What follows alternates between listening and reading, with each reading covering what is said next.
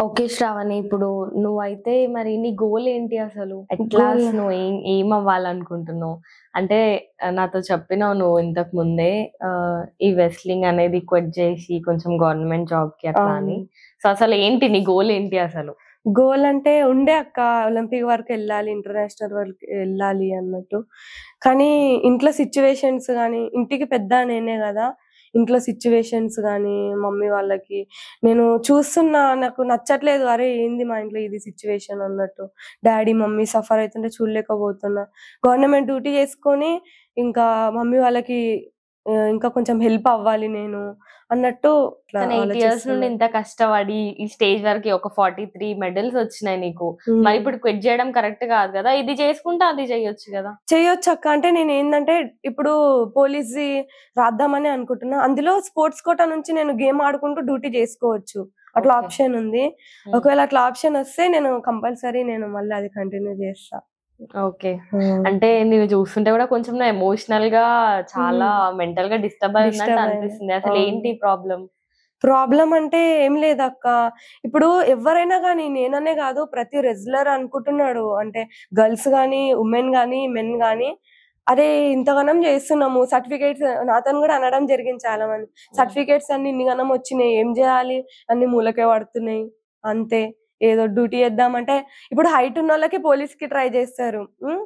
కొంతమందికి ఇప్పుడు కొన్ని ప్రాబ్లమ్స్ ఉంటాయి. ఇప్పుడు రెజ్లింగ్ ఇవి చేసే వాళ్ళకి స్పోర్ట్స్ కోటాలో కంపల్సరీ ఇంజ్యూరీ అవుతది. హ్మ్. ఏదన్నా ఇంజ్యూరీ అవుతది. హ్మ్. ఇప్పుడు ఇంజ్యూరీ ఉంటే పోలీస్‌కి అప్లై చేయలేము. అవును. హ్మ్. అట్లా కొంతమంది చాలా మంది ఆగిపోయిన వాళ్ళున్నారు. నాకు గూడా అదే భయం. ఇప్పుడు నాకేదైనా ఇంజ్యూరీ అయిందనుకో నేను పోలీస్ కొట్టలేనేమో అన్నట్టు ఆలోచించి కొంచెం మెల్లమెల్లగా స్టెప్పేస్తా ఉన్నా. ఇగ హర్యానా అటు సైడ్ అయితే స్టేట్ గోల్డ్ మెడల్ తెచ్చిన, నేషనల్ పార్టిసిపేషన్ ఏమన్నా జేసినా గూడా హ్మ్. జాబ్స్ ఇస్తారు వాళ్ళకి. మంచిగున్నాయి. వాళ్ళకి ఫెసిలిటీ బావుంది. అండ్ స్టడీస్‌లో గూడా వాళ్ళకి స్పోర్ట్స్ కోటా నుంచి హెల్ప్ చేస్తది గవర్నమెంట్. మన దగ్గర అట్లా లేదు. మీరు కంపల్సరీ నార్మల్ పీపుల్ లాగానే ఈక్వల్ అన్నట్టు. అంత కష్టపడి అంటే 3, 4 నిమిషాలు, 5 నిమిషాలు, 6 నిమిషాలు కుస్తీకి మేము పొద్దున 3 పూటలు అంటే పొద్దున, సాయంత్రం రాత్రికి 3 పూటలు ప్రాక్టీస్ జేసి ఫుడ్‌కి అంటే తనలాడతాము. రెజ్లర్ అనంటే ఎంత ఒకళ్ళు రెజ్లింగ్ జేస్తారంటే గరీబ్ అంటే వాళ్ళకి ఫుడ్ గావాలి, బాదాం గావాలి, బాడీకి చాలా డైట్ ఉండాలి. అవును. మేమిది ఏం జేయలేకపోతే మాకు ఇందులో పెయిన్స్ ఒచ్చేస్తాయి బాగా. అప్పుడు మేము అంటే మాకేంది ఇది మాకు డ్యూటీ ఒచ్చినా మేమేమన్నా చేసుకుంటూ కుస్తీలు కొట్లాడొచ్చు గదా! అన్న ఆలోచనలో ఎళ్ళిపోతాము. ఇంకా ఈ తెలంగాణ గవర్నమెంట్ గూడా రెజ్లింగ్ అనే గాదు అంటే అన్ని స్పోర్ట్స్‌లో రెజ్లింగ్ అనేది కొంచెం డౌనే ఉంది ఇప్పటికైతే. దాన్ని గూడా ముందుకు తీసుకెళ్ళి అరే! ఇట్లా రెజ్లర్స్ ఉన్నారు. తెలంగాణ స్టేట్‌కి గోల్డ్ మెడల్ అంటే అది నార్మల్ మాట గాదు. అంత కష్టపడి డిస్ట్రిక్ట్ ఆడాలంటేనే కొంచెం టఫ్ ఉంటది బాయ్స్‌కి గాని, ఉమెన్‌కి గాని. హ్మ్. తెలంగాణ స్టేట్‌కి గోల్డ్ మెడల్ తెస్తున్నాము. నేషనల్ వరకు తెలంగాణ స్టేట్ నుంచి అక్కడెళ్ళి మన తెలంగాణ పేరుని మేము తీసుకెళ్తున్నామంటే చిన్న మాటైతే గాదు అది. వాళ్ళు గూడా కొంచెం జాబ్స్‌కి గానీ, కొంచెం ఇట్లా కొంచెం ఇంజ్యూరీస్ ఏమన్నా ఉన్నా గూడా వాళ్ళకి ప్రొవైడ్ జేయడం గానీ, అట్లుంటే మేము గూడా ఇంక ఇది ఇప్పుడనే గాదు, ఇంకా వేరే తరం నుంచి గూడా మా జనరేషన్ అంటే మాకే ఇప్పుడు ఇన్ని బాధలున్నాయి. నెక్స్ట్ వాళ్ళకి గూడా బాధ గావద్దు అని మాది హెల్ప్ గవర్నమెంట్‌కి డ్యూటీలేమన్నా ఉంటే రెజ్లింగ్‌కి ఇట్లా ఏమన్నా హెల్ప్ అవుతారేమో అని ఉట్టి చిన్న కోరిక అంతే. ఓకే. నువ్వు ఇందాక అన్నావు తెలంగాణ గవర్నమెంట్ ఇట్లా లైక్ పట్టించుకుంటలే అని ఆ! నువ్వు అట్లా ఫీల్ అయితున్నట్టు నాకు ఆ! అర్థమైంది. మరి తెలంగాణ గవర్నమెంట్ అయితే ఇప్పుడు పట్టించుకుంటలేదు అంటున్నావు. మరి ఇంత హార్డ్ వర్క్ గూడా ఎందుకుమా మరి? హార్డ్ వర్క్ అంటే చేయాలి గదక్క పేరెంట్స్. అంటే ఇప్పుడు కాలేజ్‌కెళ్తాం, బ్యాగేసుకొనెళ్తాము అంతే. ఎవరైనా రోడ్ మీద జూషిండనుకో, "అరే పిల్ల" అది అని ఎవరో గుర్తుపట్టకుండా చిడాయిస్తారు.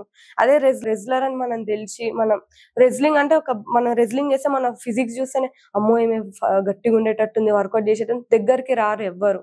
రెజ్లింగ్ జేస్తే ఎవరైనా దగ్గరకొచ్చినా డేర్ జేసి దగ్గరకొచ్చినా గూడా కొట్టి పడేసే అంత ధైర్యం ఉంటది. సెల్ఫ్ డిఫెన్స్ కోసం మేమనే గాదు వేరే అమ్మాయిలు గూడా మనకి సెల్ఫ్ డిఫెన్స్ గావాలని రెజ్లింగ్‌లో గానీ, ఏదైనా స్పోర్ట్స్‌కెళ్తే వాళ్ళకి కొంచెం కాన్ఫిడెంట్ ఉంటది గదా! అట్లా అని మేము గూడా. ఇప్పుడు ఈ జనరేషన్‌లో నార్మల్‌గా కాలేజ్‌కెళ్ళి ఇంట్లో ఉండి, తిని, పడుకొని అంటే అస్సలు గాని పనే అక్క. జిమ్ అన్నా జేసుకోవాలి, ఏదన్నా జేసుకోవాలి. అట్లా అని సెల్ఫ్ జిమ్‌కెళ్తావా మరి? డిఫెన్స్ కోసం. జిమ్ కి వెళ్తావా నువ్వు? వెళ్తా అక్క, జిమ్ కూడా వెళ్తా. అంటే చిన్నగా ఉన్నప్పుడు జిమ్ చేయొద్దు, 18 క్రాస్ అయినాక చేయాలి అట్లా ఇట్లా కొంచెం ఉంటుండే కదా.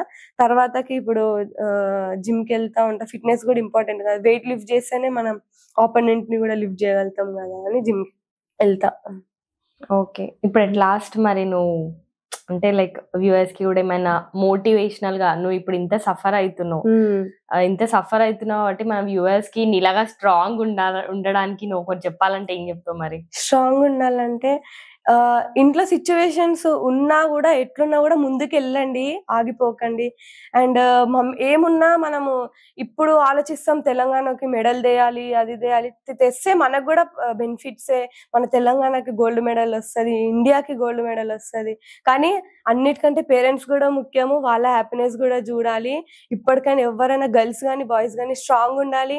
బాడీ అంటే మన బాడీని ఫిట్నెస్ చేస్తేనే, ఈ కల్తీ జనరేషన్ లో ఫిట్నెస్ ఉంటేనే మనము ముందు గట్టిగా ఉంటాము, మన ఫ్యూచర్ కూడా కొంచెం గట్టిగా ఉంటది. కల్తీ జనరేషన్ అని ఎందుకు అనిపిస్తుంది?